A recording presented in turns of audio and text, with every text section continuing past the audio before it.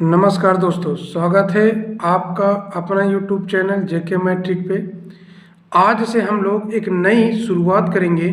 आज से हम लोग टीजीटी जो 2022 या 23 में फिलहाल इसका फॉर्म भर चुका है, तो जो भी विद्यार्थी टीजीटी हिंदी से देने जा रहे हैं, मैं आप लोगों को बता दूं कि आज से इस चैनल पे आप लोगों को बिल्कुल शुरू से बेसिक से प्रीवियस ईयर के 2001 से लेकर 2021 तक जितने भी पेपर हुए हैं सारे क्वेश्चन सॉल्व कराएंगे। क्वेश्चन सॉल्व कराने के बाद हम आपको पूरा कोर्स भी अपने चैनल के माध्यम से कंप्लीट कराएंगे।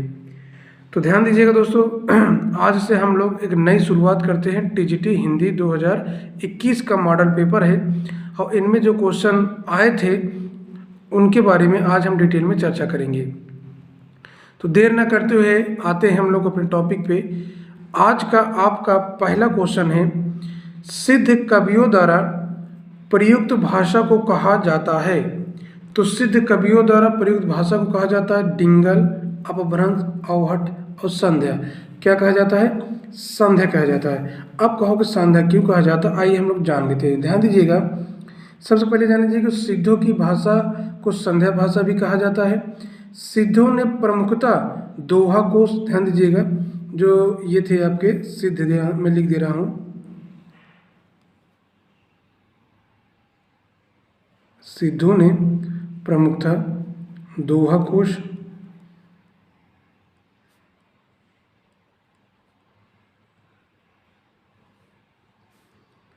दोहा कोश तथा चर्यापद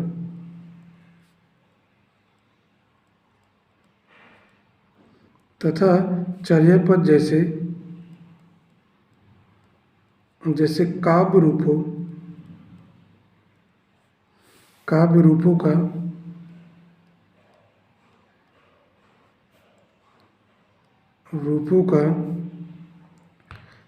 का प्रयोग किया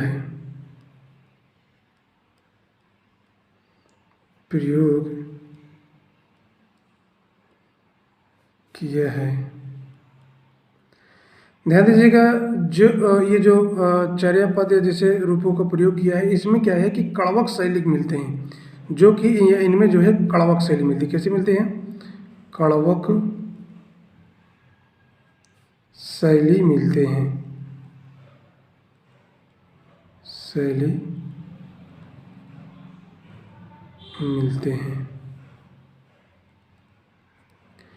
और ध्यान दीजिएगा कि ये जो इसमें जो सिद्ध कवियों थे, इसमें साहित्यिक अपभ्रंश से ये भिन्न रूप लिए हुए हैं।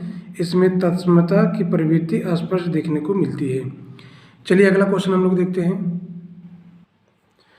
क्वेश्चन है, इनमें से कौन द्विवेदी युग का कवि नहीं है? अयोध्या सिंह उपाध्याय हरिऔध, सोहनलाल द्विवेदी, राम नरेश त्रिपाठी, मैथिली शरण गुप्त। तो इनमें द्विवेदी युग के कवि आपके जो नहीं हैं वो हैं आपके सोहनलाल द्विवेदी। ध्यान दीजिएगा कि सोहनलाल द्विवेदी युग के कवि न होकर ये राष्ट्रीय काव्य धारा के कवि हैं। किसके कवि हैं? ये राष्ट्रीय काव्य धारा के कवि हैं। मैं लिख दे रहा हूँ, ये आपके राष्ट्रीय काव्य धारा के कवि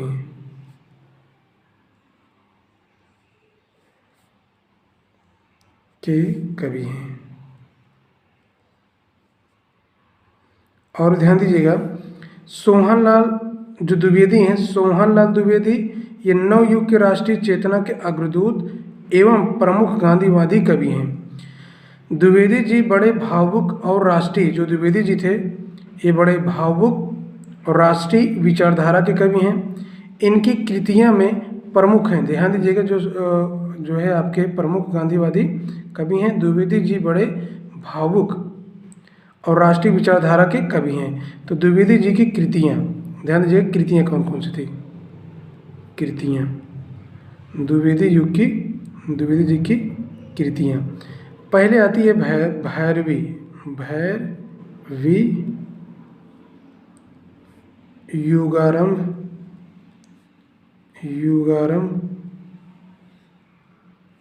पूजा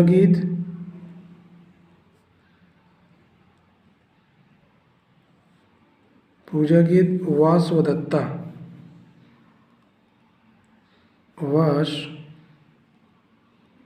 वदत्ता, कुणाल,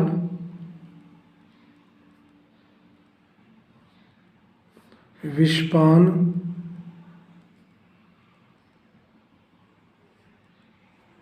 सेवाग्राम,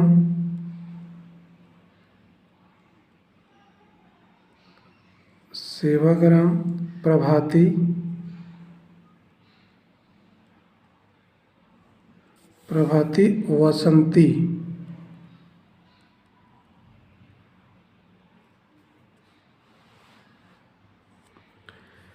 वसंती, युगाधार,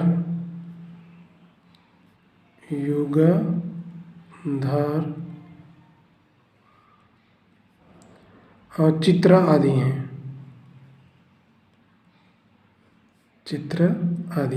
तो ध्यान दीजिएगा, ये आपके द्विवेदी के जो है कृतियाँ हैं। भैरवी, योगाराम, पूजा गीत, वासवदत्ता, कुणाल, विश्पान, सेवाग्राम, प्रभाती, वसंती, युगाधर, चित्रा। त्यागपत्र उपन्यास के लेखक का नाम है यशपाल, भगवती चरण वर्मा, वृंदावन लाल वर्मा, जनेंद्र कुमार। तो जो त्यागपत्र उपन्यास के लेखक हैं वो कौन हैं? जनेंद्र कुमार जी हैं। इनके बारे में थोड़ा ये तथ्य जानते हैं। ध्यान दीजिएगा कि जनेंद्र का प्रमुख उपन्यास त्यागपत्र, जो त्यागपत्र था ये प्रकाशित हुआ था 1937 में। ध्यान दीजिएगा, ये प्रकाशित कब हुआ था? ये प्रकाशित हुआ था 1937 में। 1937 में प्रकाशित हुआ था। हिंदी के सर्वश्रेष्ठ लघु उपन्यासों में मृणाल नामक भागहीनता युवती के जीवन पर आधारित है। ये मार्मिक कथा अत्यंत प्रभावशाली बन सकी है। जनेंद्र की अन्य औपन्यासिक कृतियों में, तो ध्यान दीजिएगा, इसमें इम्पोर्टेंट बात यह है कि पूछता है कि जो त्यागपत्र है ये किसके, त्यागपत्र के लेखक जनेंद्र कुमार हैं। प्रकाशित कब हुआ? तो 1937 में है। आइए जनेंद्र की अन्य कृतियाँ जान लेती हैं। अन्य कृतियाँ कौन कौन सी हैं? कृतियाँ में जैसे परख, अगर आपसे पूछे परख जो कृति आई थी ये 1929 में आई थी। दूसरा है सुनीता, ये 1935 में आई थी। कल्याणी,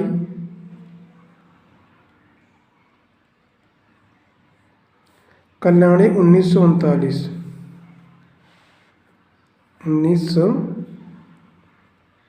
में आई थी।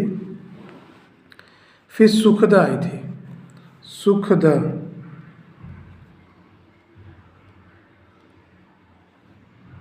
जो सुखदा है आपका 1953 में आई थी। बीवर्थ, जो बीवर्थ से कृति 1953 में ये भी आई थी। व्यतीत, ये भी आपका 1953 में आई थी। एक और थी जयवर्धन, 1956 में आई थी। जयवर्धन 1956 में आई थी। तो इन सब चीज़ों को आप लोग याद कर लीजिएगा, पढ़ के जाइएगा। मैं आपको इसी तरह जो है, क्योंकि देखिए पढ़ाने के तो तरीके बहुत सारे लोग अपनाते हैं, मैं भी कोशिश किया हूँ कि आप लोगों को कोई अलग सा तरीका दिया जाए। आप लोग अगर इन प्रैक्टिस सेट को लगातार आप लगाएंगे तब पर भी आपको बहुत सारा तैयार हो जाएगा। चलिए आगे चलते हैं हम लोग। निम्न में से कौन फोर्ट विलियम कॉलेज या कलकत्ता में हिंदी के अध्यापक थे? इंशाअल्लाह खां, सदल मिश्र, राजा लक्ष्मण सिंह, सदा सुखलाल। ध्यान दीजिएगा कि कलकत्ता में जो फोर्ट विलियम कॉलेज के जो हिंदी के अध्यापक थे वो सदल मिश्र जी थे। आइए इनके बारे में कुछ तथ्य जान लेते हैं। ध्यान दीजिएगा 1800 ईस्वी में कलकत्ता में फोर्ट विलियम कॉलेज की स्थापना हुई थी। तो फोर्ट विलियम की स्थापना जो हुई थी, वो हुआ था 1800 ईस्वी में। कब हुआ था? 1800 ईस्वी फोर्ट विलियम कॉलेज की स्थापना हुई थी। इस कॉलेज में भारतीय भाषाओं के प्रोफेसर के रूप में, ध्यान दीजिएगा, भारतीय भाषाओं के प्रोफेसर के रूप में आपके डॉक्टर, देखिए ये भारतीय भाषा को उनको ज्ञान था और इनका नाम था doctor John Gill. Doctor John Gill Christ. इनको ही भारतीय हिंदी भाषा का ज्ञान था कि उनको नियुक्त किया गया। लेकिन फिर क्या हुआ कि इन्होंने हिंदी के शिक्षण के लिए हिंदी शिक्षण के लिए दो भाषाओं के लिए पंडितों को चुना। एक थे लल्लू लाल, एक थे आपके लल्लू लाल,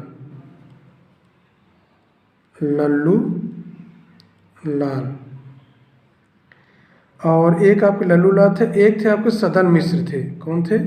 सदल मिश्र थे, जो क्वेश्चन आपका इसमें पूछा है, सदल मिश्र थे, और इनको नियुक्त किया गया था।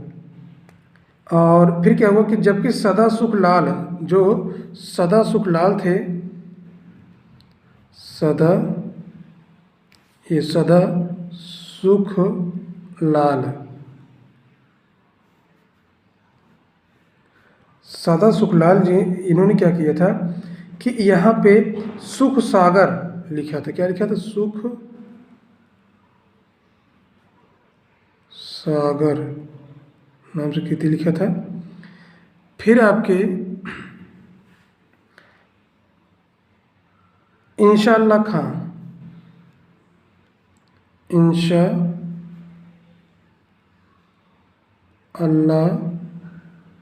खां ने जो लिखा, इनकी जो रचनाएं थी, रानी केतकी की कहानी, रानी केतकी की कहानी,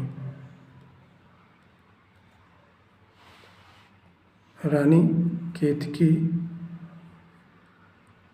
की कहानी, रानी केतकी की कहानी। प्रमुख राजा, एक राजा लक्ष्मण सिंह थे। राजा लक्ष्मण सिंह के ये प्रज्ञा हितैषी नामक पत्र निकाला था। ये जो है राजा लक्ष्मण सिंह जो थे, राजा लक्ष्मण सिंह,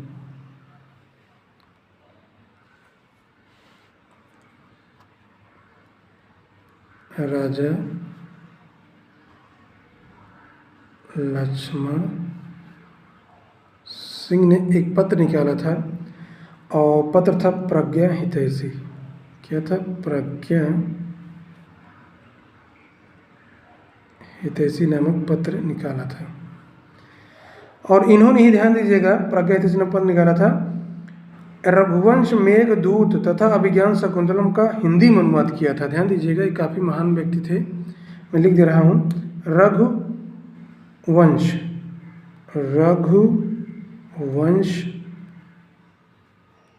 मेघदूत,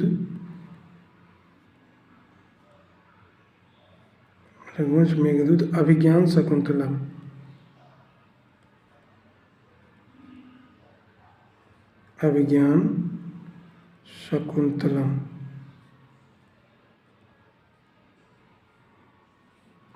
इसका हिंदी में अनुवाद किया था। हिंदी में अनुवाद कौन किए थे? तो आप बताएंगे, राजा लक्ष्मण सिंह ने। तो ध्यान दीजिएगा दोस्तों, है क्या कि मैं वीडियो और लंबा डालूंगा, लेकिन मैं अभी छोटा वीडियो डाला हूँ क्योंकि आप लोग बोरिंग ना हो। तो ध्यान दीजिएगा कि अगर आपको हमारा ये वीडियो अच्छा लगा हो तो प्लीज़ हमारे चैनल को सब्सक्राइब, लाइक कीजिए। थोड़ा गरीब चैनलों वाले टीचरों को भी ध्यान दीजिए, ठीक है दोस्तों।